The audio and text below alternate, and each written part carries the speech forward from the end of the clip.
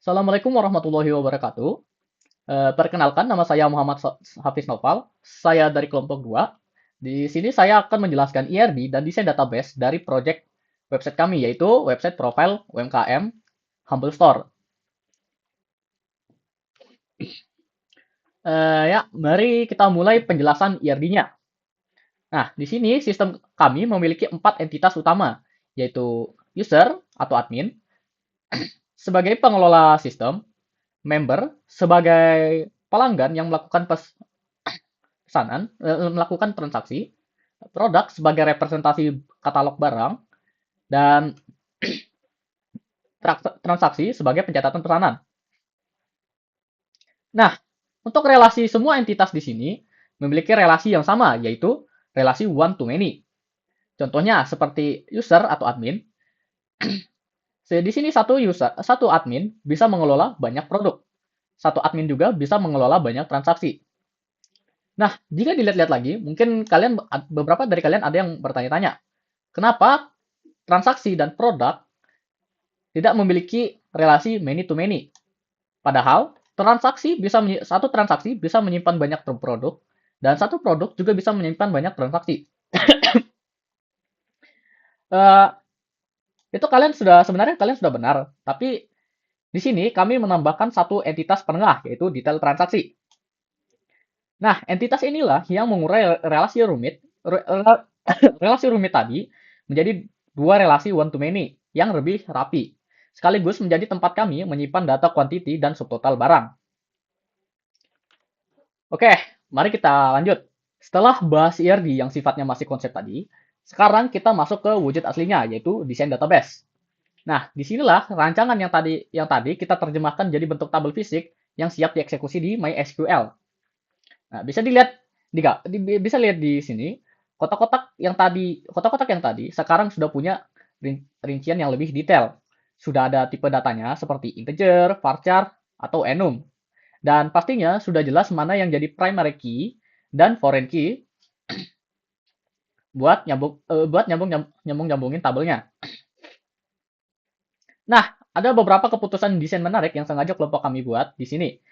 Biar sistemnya bisa jalan kayak e-commerce sungguhan. Nah, pertama, coba kalian perhatikan di tabel produk. Nah, di sini kami sengaja menambahkan satu kolom khusus yaitu diskon. Mungkin kalian mikir, kenapa nggak bikin tabel promo aja sekalian? Alasannya, biar simple tapi tetap fungsional. Dengan naruh kolom diskon langsung di produk, kita bisa langsung bikin fitur harga coret di website tanpa harus bikin query relasi yang ribet dan bikin database jadi berat. Nah, kedua, coba kalian lihat di tabel transaksi. Kalau kita perhatikan lagi, ada foreign key ID user atau ID admin di sini. Nah, buat apa ID admin tersebut nyangkut di nota pesanan pelanggan? Nah, ini fungsinya buat untuk tracking atau rekam jejak profesional. Jadi, owner bisa melihat siapa siapa yang memproses transaksinya di sini. Nah, jadi logikanya gini. Waktu pelanggan baru check out belanjaan, kolom ID admin ini awalnya bakal dibiarkan kosong atau nol. Tapi begitu ada admin yang mengklik tombol proses pesanan, ID admin tersebut bakal otomatis tersimpan di kolom itu. Jadinya nanti si owner toko bisa gampang memantau. Ah, pesanan nomor sekian ini kemarin dia ngurus dan ngasesnya adalah admin yang ini gitu. Nah, kira-kira seperti itulah gambaran fondasi database dari website Humble Store kami. Dan selanjutnya di sini saya akan menjelaskan tentang alur bagaimana desain untuk prototype aplikasi HML Store. Sebelum itu perkenalkan, nama saya Aprilian Fiona dari kelompok 2. Oke, dan langsung saja. Pertama, ketika user masuk ke website, user langsung diarahkan ke halaman utama atau home. Di halaman ini, user bisa melihat-lihat terlebih dahulu tanpa harus login ya. Terdapat fitur utama seperti home, products, dan blog.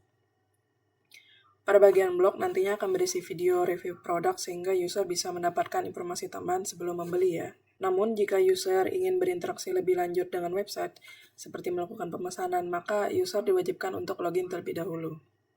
Sini user hanya bisa melihat-lihat terlebih dahulu ya, seperti produk dan blog. Di sini nantinya admin yang akan menambahkan video-video review yang akan memudahkan user nantinya. Kemudian pada halaman login, user akan diarahkan ke halaman login terlebih dahulu ya. Dan jika belum memiliki akun, maka user bisa meregistrasi terlebih dahulu pada bagian sini. Namun jika user sudah memiliki akun, maka user hanya perlu login menggunakan akun yang sudah ada ya. Setelah berhasil login, user akan kembali ke halaman utama pada bagian ini. Selanjutnya user dapat masuk ke bagian products. Nah, di halaman ini ditampilkan berbagai pilihan produk baju ya, lengkap dengan beberapa kategori untuk memudahkan user dalam memilih produk yang diinginkan. Seperti ini, jadi user bisa memilih dari beberapa kategori untuk memudahkan mereka. Selain itu, pada bagian blog, user juga bisa melihat review produk dalam bentuk video ya. Di sini belum ada atau masih kosong karena nantinya admin sendiri yang akan menambahkan video tersebut. Nanti akan dijelaskan pada bagian selanjutnya bagaimana tentang dashboard admin ya. Nah, misal untuk detail produk dan pemesanan, jika user memilih salah satu produk baju seperti ini, maka akan masuk ke halaman detail produk ya. Di sini user bisa memilih variasi seperti warna dan ukuran sesuai kebutuhan. Setelah itu, user dapat menambahkan produk ke dalam keranjang untuk melanjutkan proses pembelian.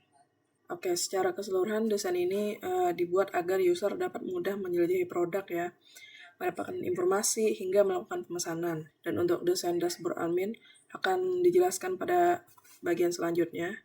Itu saja, sekian dari saya. Wassalamualaikum warahmatullahi wabarakatuh.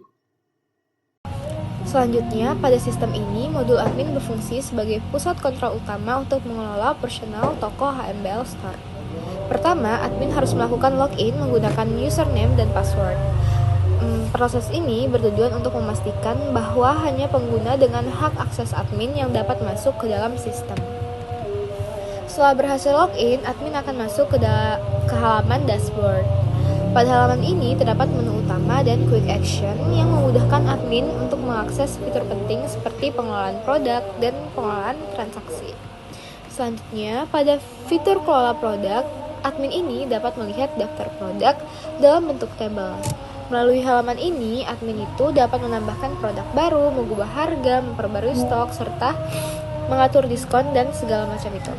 Tapi setiap perubahan data akan disimpan ke dalam database sebagai bagian dari proses pencatatan sistem. Untuk menambahkan produk, admin ini mengisi formulir yang berisi nama produk, harga, stok, dan deskripsi. Setelah data disimpan, produk akan otomatis tampil pada katalog yang dapat dilihat oleh customer. Selain itu, terdapat fitur kelola transaksi yang digunakan untuk memproses pesanan dari customer. Admin dapat melihat daftar pesanan yang masuk dan memperbarui status pesanan secara bertahap, yaitu dari pending, diproses, hingga selesai. Nah, dengan adanya modul admin ini, seluruh proses bisnis menjadi lebih struktur dan efisien. Karena pengelolaan produk dan transaksi dapat dilakukan secara terpusat dalam satu sistem.